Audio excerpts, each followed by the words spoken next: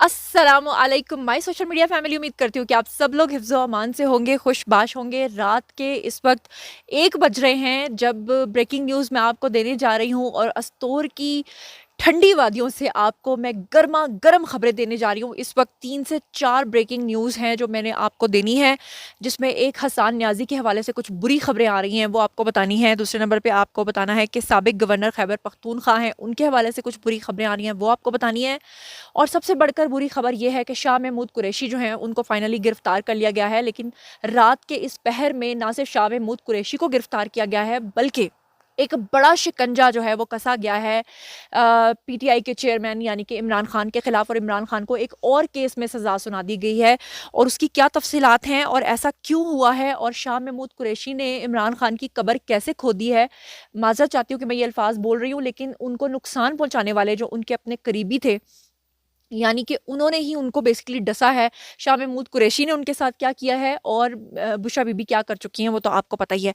तो चलिए जनाब, बिना टाइम वेस्ट किए जो है वो सबसे पहली खबर मैं आपको दे देती हूँ। वो ये है कि हसन न्याजी के बारे में आपको अच्छे तरीके से पता है कि 2 दिन पहले उनको गिरफ्तार किया गया था और मैंने आपको ये भी बताया था कि जो हसन न्याजी हैं वो काफ़ी अरसे से रूपोश हुए हुए थे और एबटाबाद में किसी के घर में वो छुपे हुए थे। वहीं से उनके खिलाफ जो है वो रेकी हुई और उसके बाद फाइनली उनको गिरफ्तार कर लिया गया था। फिर उसके बाद मैंने आपको कल का जो व्लॉग किया था उसमें मैंने आपको पहले ही ये बता दिया था कि हसन न्याजी का जो ट्रायल है अब वो आर्मी कोर्ट में आर्मी के अंडर ट्रायल चलेगा।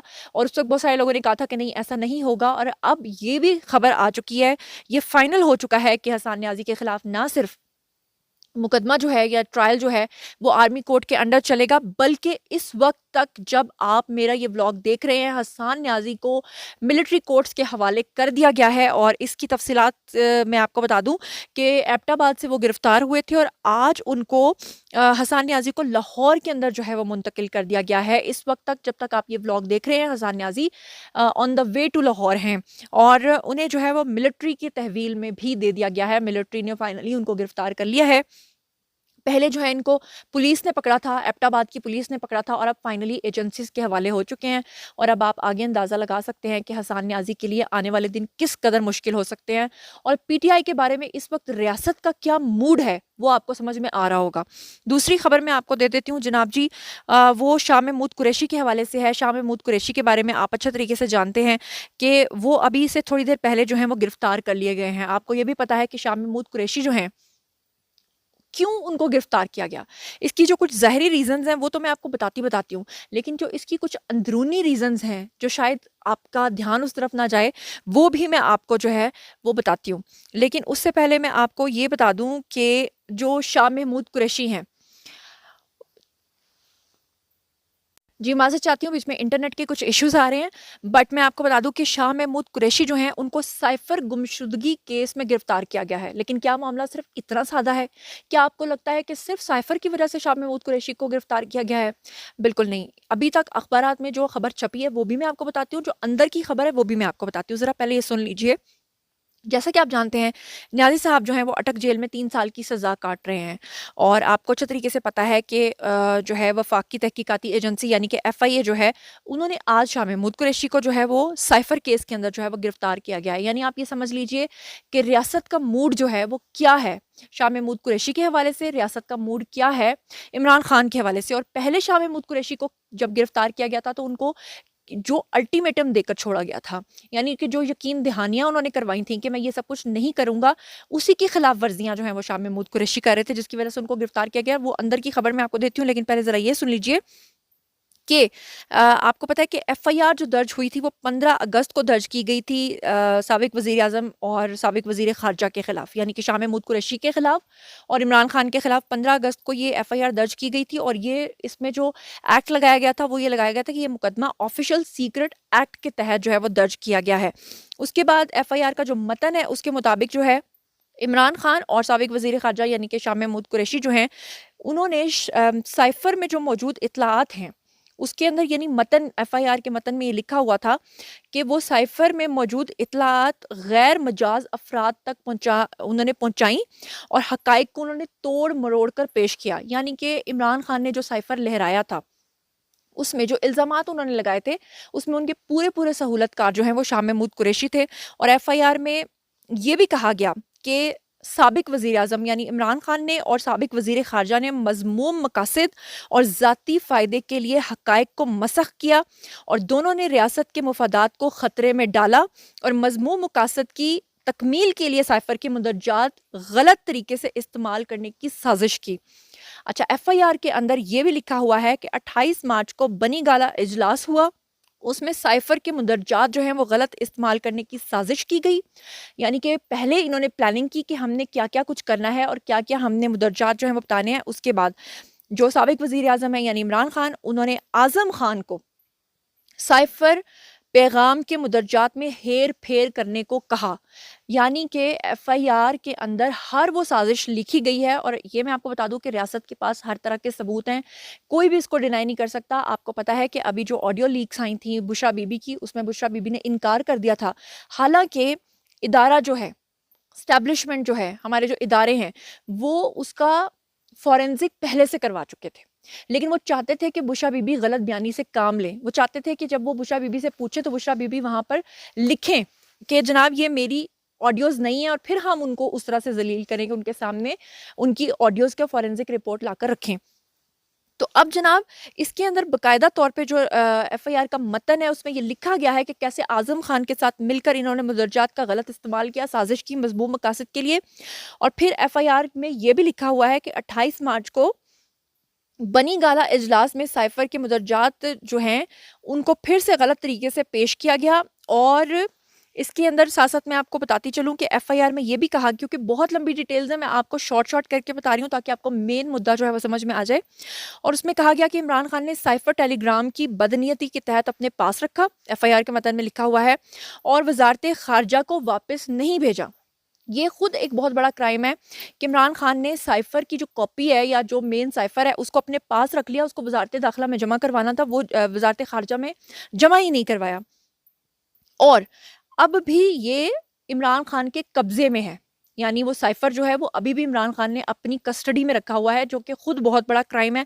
आपको पता है कि ट्रंप के ऊपर कितना जो शिकंजा है वो सख्त हुआ है इन्हीं चक्रों में कि वो वहाँ से व्हाइट हाउस से कुछ पेपर्स उठा कर ले गए थे। फिर एफआईआर के मुताबिक जो है वो साइफ़र टेलीग्राम गैर कानूनी कब्जे में रखने से पूरा साइफ़र सिक्योरिटी सिस्टम जो है वो ख़तरे से दो चार हुआ, क्योंकि जो कोड वर्ड्स हैं, जो सारी कोड वर्डिंग है वो सब पता चल गई। मुल्ज़िमान के इन इक़दामात से गैर मुल्की, ये मैं आपको एफआईआर पढ़ के बता रही हूँ। उसमें लिखा है कि मुल्ज़िमान के इन इक़दामात से गैर मुल्की कौमों को बिलवास्ता और बिला वास्ता फ़ायदा पहुँचा और मुल्ज़िमान इन इक़दामात से रियासत पाकिस्तान को उन्होंने नुकसान पहुँचाया। एफआईआर के अंदर ये भी लिखा हुआ है कि साबिक प्रिंसिपल सेक्रेटरी आज़म खान के किरदार का तयन तहकीकात के दौरान किया जाएगा। यानी साफ तौर पे लिखा हुआ है कि आज़म खान के हवाले से भी ये खबरें आ सकती हैं और उनके ऊपर भी शिकंजा जो है वो काफ़ी सख्त हो सकता है। और साबिक वज़ीर असद उमर और दूसरे साथियों के किरदार का तयन भी तहकीकात के दौरान किया जाएगा।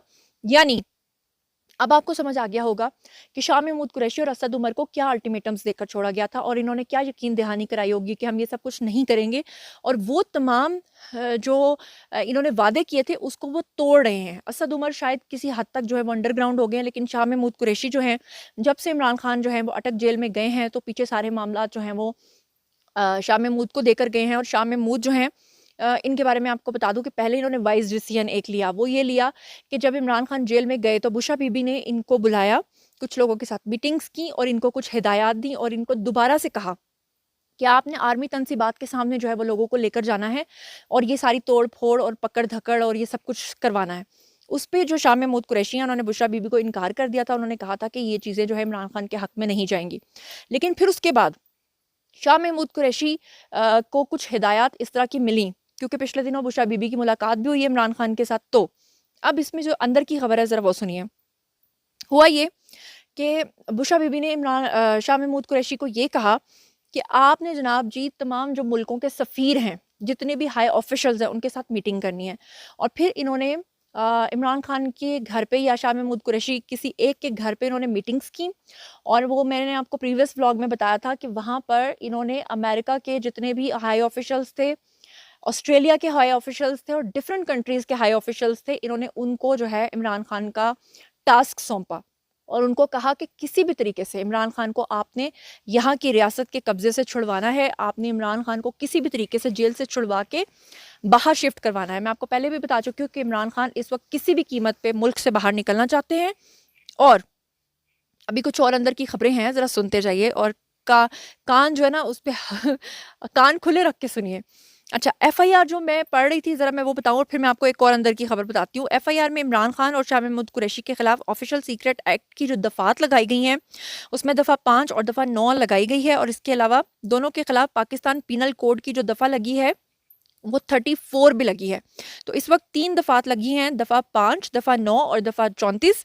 और वज़ीर ख़ारजा शाह महमूद कुरैशी को आपको अच्छे तरीके से पता है कि आज इस्लामाबाद से जो है वो पकड़ा गया है। अच्छा, अब यहाँ पर मैं आपको एक और अंदर की खबर जो है वो देना चाहती हूँ। वो ये है कि शाह महमूद कुरैशी ने इदारों को जो यकीन दहानी करवाई थी कि मैं ये नहीं करूँगा, और जो उन्होंने कर दिखाया है, उसमें उनकी प्रेस कॉन्फ्रेंस जो है वो अपना एक कलीदी किरदार अदा करती है। मैंने आपको सबसे पहले व्लॉग में ये बता दिया था कि किन हाई ऑफिशल्स के साथ उनकी मीटिंग्स हुई हैं और किस तरह से वो दूसरे ममालिक के ज़रिए पाकिस्तान की रियासत के ऊपर जनरल आसिम मुनीर के ऊपर जो है दबाव बढ़ाने की बात कर रहे थे, और दूसरे ममालिक के लोगों को कह रहे थे कि आप जो है इमरान खान को किसी भी कीमत पर पाकिस्तान से निकालिए। उसके बारे में आज जब प्रेस कॉन्फ्रेंस हुई शाह महमूद कुरैशी की इस्लामाबाद प्रेस क्लब में, तो शाह महमूद कुरैशी ने जनाब अली सबसे बड़ी बेवकूफ़ी ये की कि उन्होंने खुद ही कन्फेशन कर लिया। यानी कि वो खुद ही मान गए कि हाँ, मैंने जो है वो इन ऑफिशियल्स के साथ मीटिंग की है। अगर ये वीडियो ओपन हो जाता है तो मैं आपको जो है इनका वीडियो जो है वो सुनवाती हूँ, क्योंकि यहाँ पे इंटरनेट स्लो है, लेकिन ज़रा मुलाहिज़ा फरमाइए। ये वीडियो जो है वो सुनिए। ऑस्ट्रेलिया के हाई कमिश्नर ने तहरीक इंसाफ मुझे और कुछ साथियों को दावत दी और रास्ते पे मुलाकात की, जिस मुलाकात में अहम एम्बेसडर्स मौजूद थे, जिसमें अमेरिका के सफीर भी मौजूद थे। हमने जो मुल्क की सियासी सूरत हाल है, इवॉल्व कर रही है, अपना मौके पेश किया।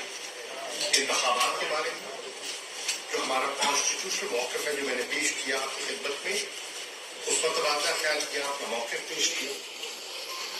जो हमें तशवीश लाक हो रही है, राइजिंग ट्रेंड ऑफ टेररिज्म हम देख रहे हैं मुल्क में, आए दिन इंसिडेंट्स हो रहे हैं। मिसाल के तौर पर पिछले 12 माह में सिर्फ खैबर पख्तूनख्वा में जी, तो आपने सुना, क्योंकि अभी एक और बहुत बड़ी ख़बर मैंने आपको देनी है। तो जनाब अली, आप देख लें कि शाह महमूद कुरैशी अपने मुँह से खुद कन्फेशन कर रहे हैं। यानी आज आप मुझे फिर से शाबाश दीजिए कि मैंने आपको बिल्कुल सही खबर दी थी। जिस किसी को शक है, मेरा प्रीवियस व्लॉग देख लें।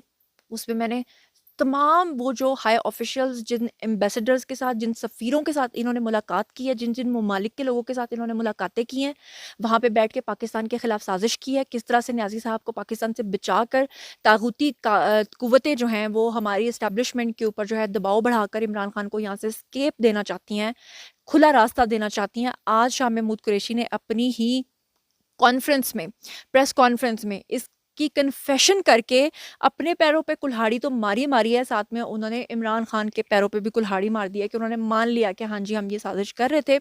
और जैसे ही शाह महमूद कुरैशी जो हैं ये वहाँ से निकले हैं, तो जनाब अली साथ ही उनके घर पे जो है वो पुलिस मौजूद थी, और पुलिस जो है वो हर तरफ फैली हुई थी। उन्होंने कहा कि चलो जी आ जाओ, फिर हुण तुहाड़ी भी चित्रोल दी बारी है। और अब उनको देखकर कुछ और लोग बहुत ज़्यादा डर गए हैं, जिसमें साबिक गवर्नर खैबर पख्तूनख्वा पाकिस्तान तहरीक इंसाफ के रहनुमा शाह फरमान हैं। उन्होंने इंतखाबी सियासत से दस्तबरदारी का ऐलान कर दिया है, और उन्होंने अपना एक वीडियो बयान जारी किया जिसमें उन्होंने कहा है कि मेरा भाई इन लोगों से कोई ताल्लुक वास्ता नहीं है, और मैं अपने हल्के और वर्कर्स के लिए ये सब कुछ छोड़ रहा हूँ, और ना मैं कभी इलेक्शन में हिस्सा लूँगा, ना मेरा बेटा इलेक्शन में हिस्सा लेगा, ना मेरा ख़ानदान इलेक्शन में हिस्सा लेगा। तो जनाब, ये थी अब तक की तमाम खबरें।